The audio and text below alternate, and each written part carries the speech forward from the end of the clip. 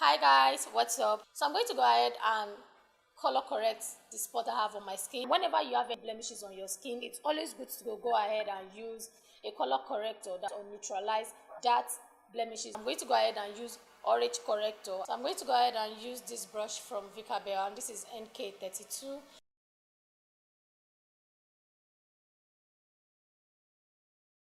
So you don't have to go to areas where these color correctors are not needed. You basically need to apply them where they are needed. And I'm going to go ahead and apply my foundation, and you see how this is going to cover really well without the dark blemishes showing through.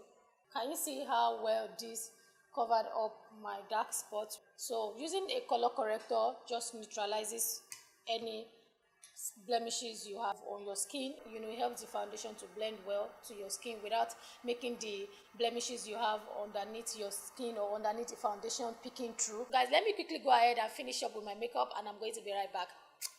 Bye guys.